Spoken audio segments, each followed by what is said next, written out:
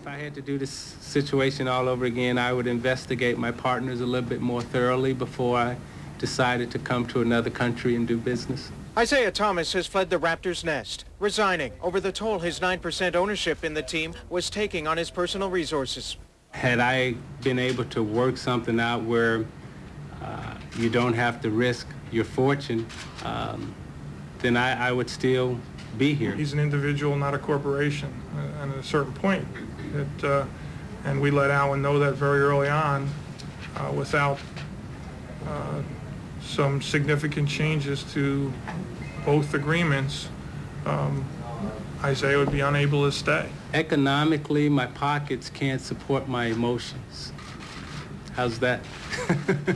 Thomas may go straight from the NBA to NBC, which has made Thomas a $1 million offer to appear on TV. He's an interesting piece of work, that guy, and we would sometimes look at the same item on a table. It could be a glass of water and maybe see it from two different viewpoints.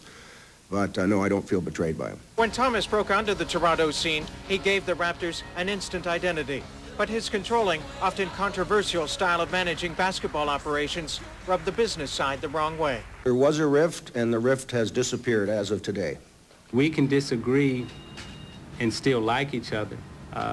And I have a great deal of respect for Alan. It's a tough time for this organization. You know, we're 1-10. It's not easy. The team's down. We have a lot of injuries. People's confidence is shaken. Raptors' response was to retain Thomas, if only to avoid an outright revolt by those most loyal to Isiah, in particular Damon Stoudemire, the team's captain and on-court catalyst. Obviously, they're upset. You know, I'm a little upset too. But, you know, we just need to go down there and stabilize things and give people some comfort that things are going to be okay. And they need to be patient, you know, and they need to persevere too. So there you have it. They tried to retain Thomas by offering him a very lucrative GM package to step down as a minority owner of the Raptors. It wasn't to be. He's gone and might likely sign with NBC as early as Monday.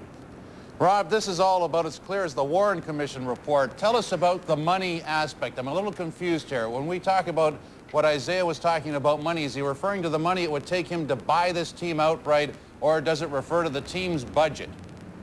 Well, I think it comes down to what he has himself, his own personal net worth, and his ability to pump money into this franchise as it had to deal with growing as a team, building a championship team, and thus a very expensive team, plus focus the money in on the Air Canada Centre. Two very, very expensive ventures. And I think in terms of his own 9%, he felt that the demands that the team wanted him to inject in financially were simply not in his pockets to have. And I think perhaps the most telling thing he said was when he was asked about the arena issue, he did say if it was his call, he would not have built the Air Canada Centre. He would have stayed in the SKYDOME and waited for the Leafs. And I think there would have been a round of applause for that. How do you think? I think you're probably right. It was a very, very telling thing that he told the entire media gathering.